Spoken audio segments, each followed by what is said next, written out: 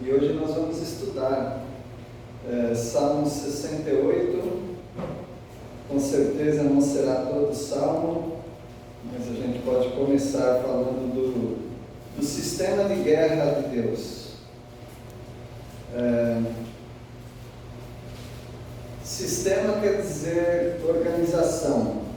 Para que haja um sistema, precisa ter uma coisa precisa estar relacionada com a outra, para nós chamarmos isso é um sistema. Uma coisa isolada não é um sistema.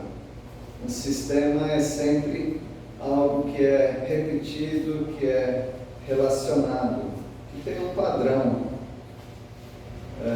Um sistema também sempre tem um objetivo, uma finalidade. E também um sistema, ele é bem definido. No Salmo 68, nós vemos, não simplesmente guerras, Deus entrando no lugar e vencendo. Nós vemos um sistema de guerra. E se você estudar a palavra de Deus, todas as guerras que Deus está pelejando, porque lembrem que ele fala algumas vezes para Josué, ele disse que era para se lembrar disso: o Senhor é quem peleja por vós. Então a guerra sempre é de Deus na Bíblia. E ele tem um sistema, uma organização, tem um padrão. Não é simplesmente guerrear por guerrear, não é simplesmente destruir o inimigo, porque concordam que se Deus não quisesse, nem haveria guerra. Não precisa ter guerra. Aquele que disse haja luz e a luz surgiu, ele pode também falar para um exército: acaba esse exército, o inimigo, e o exército acaba. Mas Deus faz questão de treinar Israel para as entradas, para as saídas. Ele manda ir pelos lados. Algumas vezes ele desqualifica alguns soldados que ele não quer. Ele quer fazer uma seleção de soldados. Outras vezes ele mesmo que intervém numa guerra e não precisa atirar nenhuma flecha, nenhuma lança. Outras vezes, numa guerra, ele manda a arca com os sacerdotes rodearem o local onde vai ser guerreado para derrubar as muralhas. Então Deus tem várias formas de guerrear, tem um sistema bem programado, bem organizado, e Deus sempre quer ensinar alguma coisa com as guerras. Deus sempre ensina na palavra de Deus algo com a guerra. O Salmo 68, ele é, além disso que eu estou falando, de um sistema de guerra, ele é importante porque parece que ele está envolvido aqui a arca chegando nos lugares.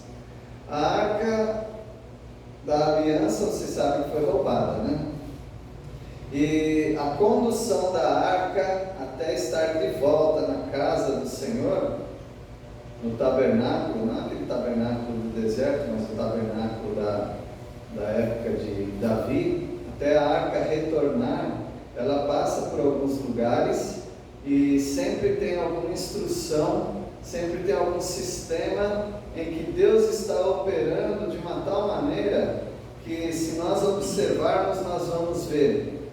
É didático. O que quer dizer didático? Didático quer dizer algo que tem uma lição ali, tem um ensino. Então reparem bem que muitas pessoas não gostam da Bíblia porque elas são meio pacifistas, tem muita guerra, tem muita morte. Quando Deus quer que olhemos essas guerras, olhemos de perto essas mortes e analisemos melhor Por que Deus dá alguns detalhes de guerra? Algo muito impressionante, e nós não podemos fugir disso. Nós temos que observar esse sistema de guerra de Deus. Então vamos lá, começar do começo, né? Salmo 68 é um sistema de destruição dos inimigos e alegria dos justos. Se você começar com muita coisinha, guerra não gosto, morte, arma, então você não vai conseguir tirar o ensino para você. Não estou dizendo que você tem que pegar uma arma e sair guerreando, é para você observar o que Deus está ensinando. Então, todas as guerras de Deus, ela tem por objetivo a destruição dos inimigos e a alegria dos justos. Trazer alegria. Eu acredito que Satanás, com o jeito especial, maligno que ele tem, ele começa a espiritualizar na nossa cabeça que guerra é uma coisa má. Se guerra é uma coisa má, então eu não posso nem pensar nesses assuntos. E aí você começa a atribuir algum tipo de maldade para Deus, porque quem está pelejando é o Senhor. Quem mandou matar foi Deus. Quem trouxe emboscada foi o próprio Senhor.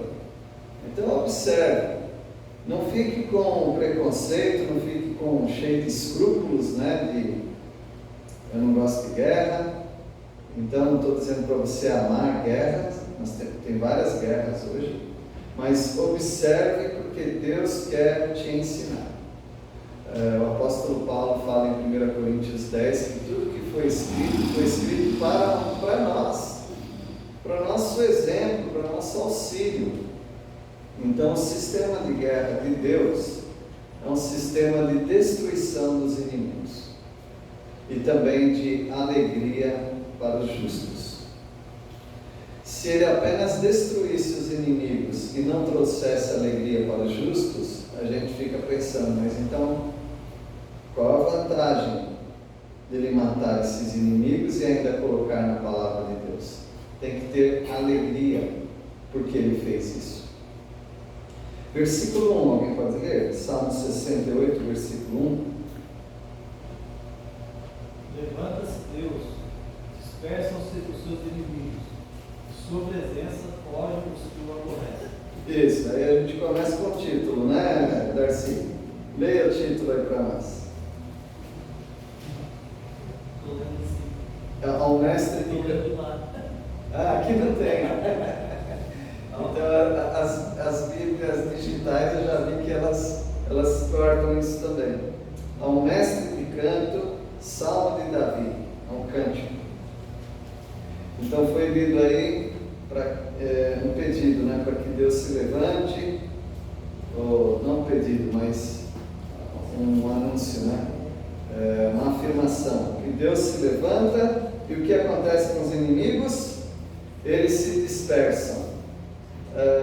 Eles fogem de Deus, porque eles aborrecem a Deus. Versículo 2. Como se dissipa a fumaça, assim tu os dispersas. Como se derrete a cera ante o fogo, assim à presença de Deus perecem os iníquos.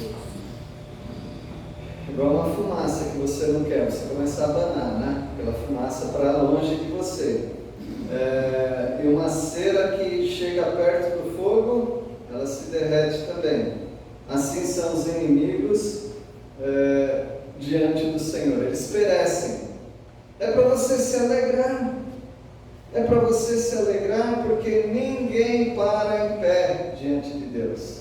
Ninguém consegue ficar firme diante de Deus, mas se derrete como cera, porque você vai precisar dessas promessas em algum momento da sua vida. Você vai estar diante de algum inimigo, precisa ser uma pessoa propriamente, mas um inimigo na sua vida, e esses versículos vão vir à sua mente. O que Deus faz com os inimigos? Ele derrete. Os inimigos fogem da presença de Deus. É para você se alegrar com isso. Você está do lado certo. Você não é inimigo de Deus. Você é aquele que é protegido de Deus. Ele é poderoso. Versículo 3. Os justos, porém, se alegram, exultem na presença de Deus e sejam cheios de alegria. Os justos se alegram com isso. Eu não tenho condições no momento de me alegrar com o inferno. Já vou dizendo isso para vocês, tá bom? O inferno para mim ainda é um motivo de agonia, de tristeza. Não porque eu vou para lá, mas porque eu sei que pessoas já estão ali, inclusive pessoas que foram queridas para mim aqui na terra. Então, no momento eu não consigo, mas eu sei que Deus vai transformar ainda a minha mente a respeito disso. Eu acredito que não aqui na terra, mas Ele vai me transformar na presença dEle, porque Deus, Ele não está no canto da parede de cócoras lá sentado, chorando por aqueles que estão no inferno. Ele não está assim. Deus é justo, e na justiça Ele quer alegria. Os justos se regozijam na destruição desses perversos. Eles exultam, se alegram, né, na presença de Deus. E eles ficam aliviados, com tanta alegria, porque Deus destruiu os inimigos. Não tenha medo, irmãos, porque se nós não desbloquearmos nossa mente sobre esse assunto, a gente não consegue ler o Antigo Testamento, concorda? Só algumas partes, só o Salmo 23. Mas o Salmo 23 também fala dos inimigos, não fala? Prepara-me uma mesa na presença dos meus adversários, dos meus inimigos. O que eu estou fazendo na mesa? Chorando? Não, me banqueteando, me alegrando enquanto os inimigos estão sendo derrotados. Versículo 4. Cantai a Deus, aponteai o seu nome, exaltai o cavalo sobre as nuvens. Senhor é o seu nome, exultai diante dele. Se alegrem, meus irmãos, porque Deus cavalga. Cavalgar diz respeito a cavalo, cavalo diz respeito à guerra. Ele cavalga sobre as nuvens, ou seja, não tem nenhum exército que seja tão alto quanto o nosso Deus Altíssimo. Ele destrói os inimigos, ele cavalga nas nuvens. É para nós nos alegrarmos com isso. Versículo 5. Pai dos órfãos e juiz das nuvens, é Deus em suas mãos. Numa guerra a gente sabe que os que já sofrem primeiro são as viúvas e os órfãos, porque eles não têm amparo. Mas Deus é o Pai dos órfãos, é aquele que cuida das viúvas, o juiz das viúvas, e Ele faz isso como? Destruindo os opressores, aqueles que são os inimigos dos órfãos, das viúvas e do próprio Deus. Versículo 6. Deus dá uma família aos que vivem sós, liberta os presos e os faz prosperar. Os rebeldes, porém, ele faz morar em terrário. O que Deus faz com aquele então que por causa de guerra está solitário, Ele faz com que more em família. Deus resgata essas pessoas dos inimigos e faz essas pessoas terem prosperidade, saírem do cativeiro, e Ele faz também com que os rebeldes, os opressores, os inimigos, esses que são injustos, eles habitem numa terra árida, ou seja, eles vão ficar numa pior, os inimigos. E quem que vai se dar bem? Os justos. Os justos vão se alegrar. Esse é o nosso Deus da batalha. Esse é o nosso Deus que nos tira de situações contra os nossos inimigos. Todos vocês não reclamam que há dificuldades na vida? Essas dificuldades passam a ser seus inimigos. E Deus vai destruir todas essas dificuldades. Por enquanto Ele está usando essas situações, mas Ele está tendo vitória sobre todos os nossos inimigos. Versículo 7. Ao saíres, ó Deus, à frente do teu povo, ao avançares pelo deserto, O que acontece? Versículo 8. tremeu a terra, também os céus rodejaram a presença de Deus. O próprio Sinai se abalou na presença de Deus, do Deus de Israel. O que acontecia quando Deus saía à frente do seu povo numa guerra? Quando ele avançava pelo deserto. Nós sabemos que no deserto, o povo, propriamente no deserto, não encontrou nenhum exército inimigo quando saiu do Egito. Mas antes de chegar na terra, eles encontraram 5 reis poderosos, que se tornariam um obstáculo para o povo entrar na terra. Mas Deus desde lá já começou a destruir esses inimigos. Quando ele sai diante do povo e ele vai avançando pelo deserto, a terra treme. Isso faz uma alusão, quer dizer, a gente lembra dos cavalos numa guerra, que quando eles vêm naquela cavalgada de muitos soldados, a terra chega a tremer por causa dos soldados com os cavalos. Então o nosso Deus é aquele que cavalga nas nuvens, é aquele que faz tremer a terra, e ele faz até o Sinai se abalar diante dele. Quando foi que o Sinai se abalou diante de Deus? Para começar, o que é Sinai? Uma montanha, né? O Monte Horebe, também é chamado de Monte Sinai. Quando foi que o Monte Sinai tremeu? Quando foi que o Monte Sinai se abalou? Quando Deus desceu até aquele monte para entregar a lei para Moisés. Mandou Moisés ir até ali, mandou fazer uma linha para ninguém ultrapassar, e aquela montanha estava com raios, com fumaça, com fogo e tremendo. Então é o nosso Deus quem estava ali. Então o nosso Deus, ele é poderosíssimo. Não tem exército, não tem monte que possa se igualar ao nosso Deus. Esse é o nosso Deus de guerra. Se você não consegue ver um Deus vitorioso nas batalhas do Antigo Testamento, ele também não vai ser vitorioso na sua vida. Então é para você lembrar que esse Deus todo-poderoso que assustava todo o exército é o Deus que está com você, cuidando de você em todas as dificuldades da sua vida. Esse salmo é para ensinar isso, que Deus é grande, que Ele está acima de qualquer inimigo e que Ele vai te ajudar nas suas dificuldades. Versículo 9. Copiosa chuva derramaste, ó Deus, para a tua herança, quando já ela estava exausta, tu a estabeleceste. Onde o pastor Tiago Seabra dando estudo, apareceu essa palavra no texto que ele estava lendo, copiosa, e ele falou que ele gosta dessa palavra, né? Então copiosa é uma palavra, a gente não usa muito, né? Só quando a gente lê a Bíblia, mas é uma palavra latina, vem do latim, que quer dizer abundante. Copiosa quer dizer abundante. Então aqui está dizendo abundante chuva derramaste. Então Deus manda a chuva dele para a tua herança, ou seja, para o seu povo. Ele menciona aqui que quando ela já estava exausta, tu a restabelece. Então, imagina um povo sem chuva no deserto, e aí Deus manda aquela chuva refrescante, aquela chuva que vai ajudar na plantação, aquela chuva que vai dar para o povo cisternas cheias de água para eles usarem.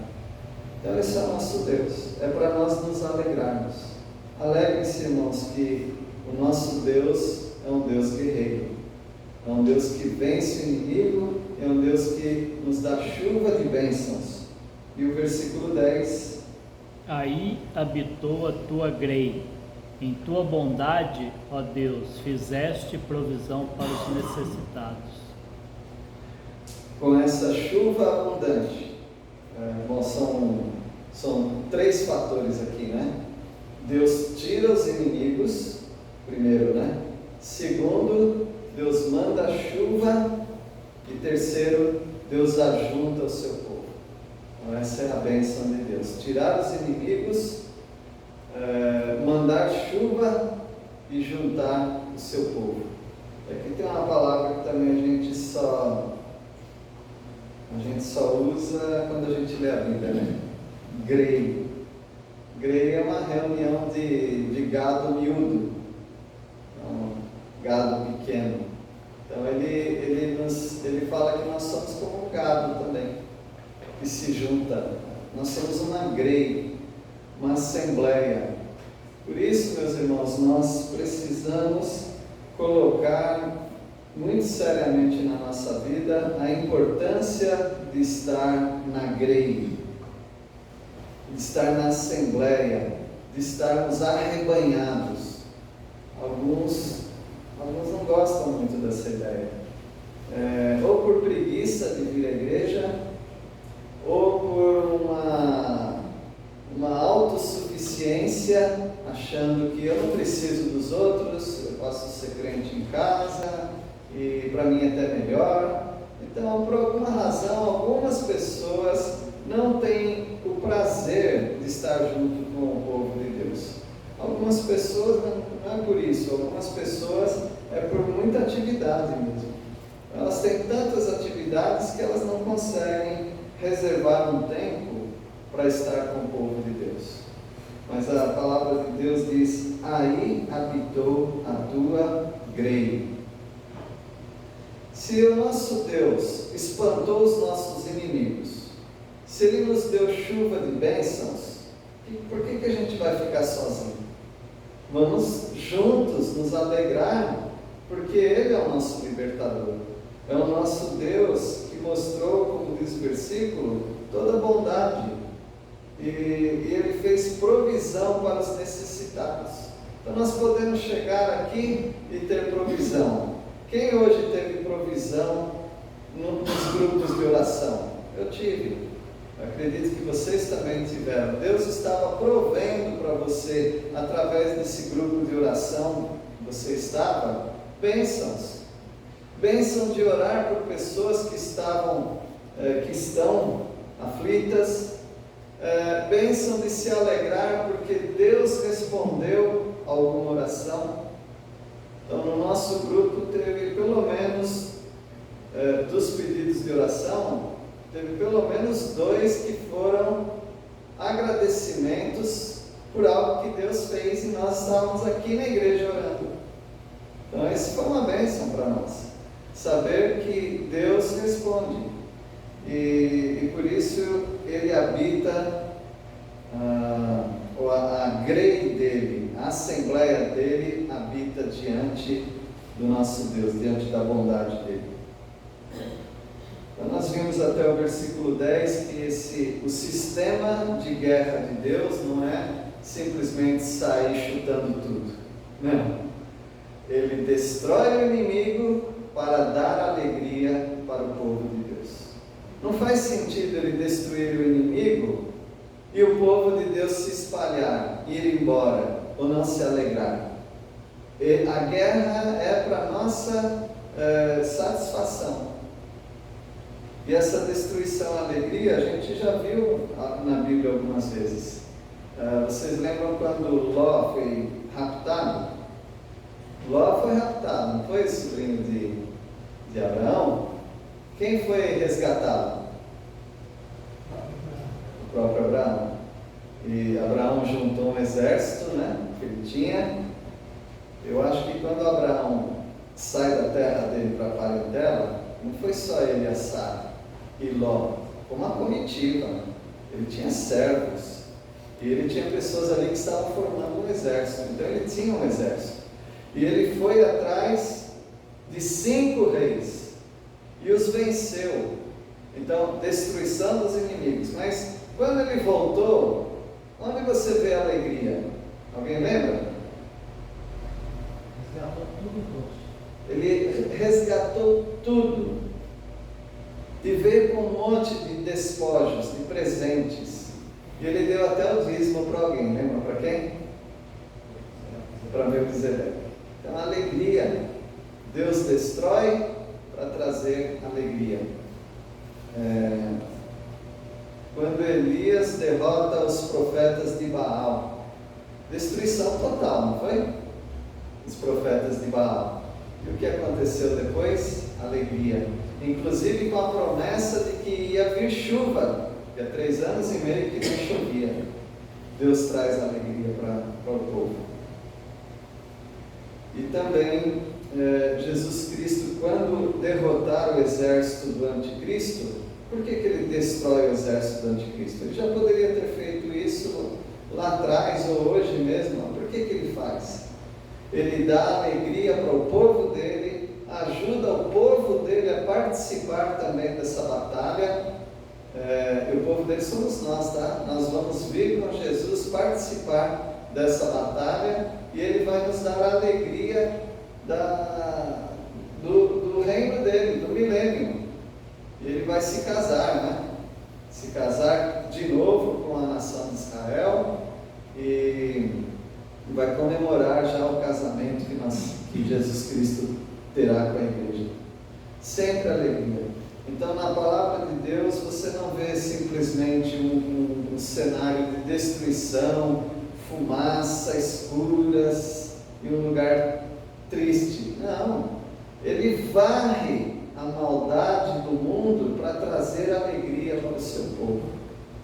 Se você ficar muito triste com essas histórias, você não consegue desfrutar da alegria.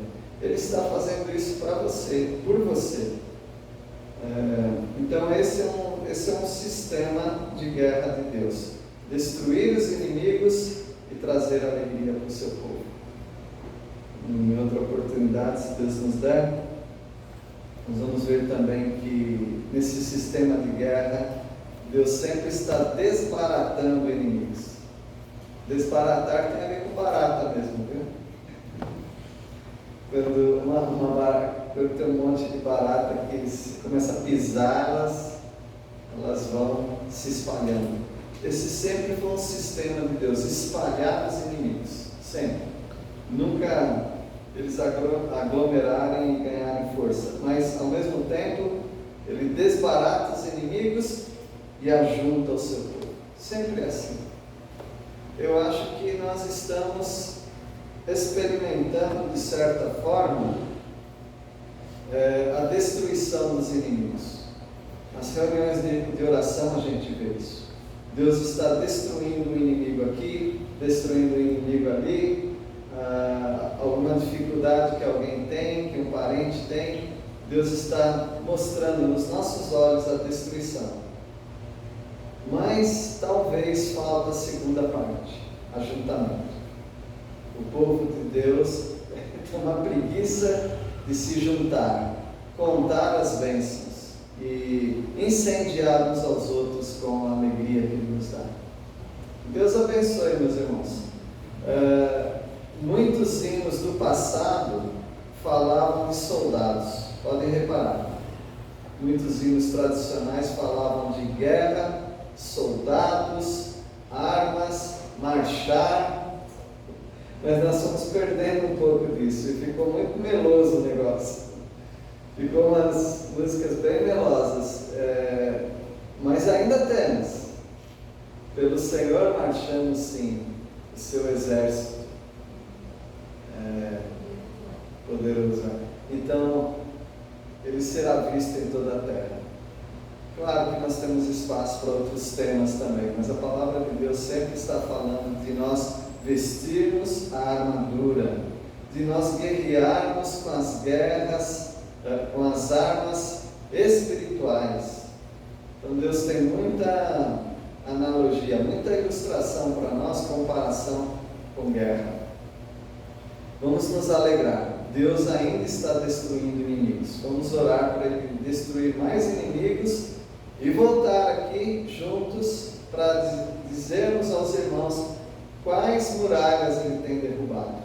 Quais inimigos Ele tem vencido nas nossas vidas para nós nos alegrarmos juntos. Deus nos abençoe. Vamos orar.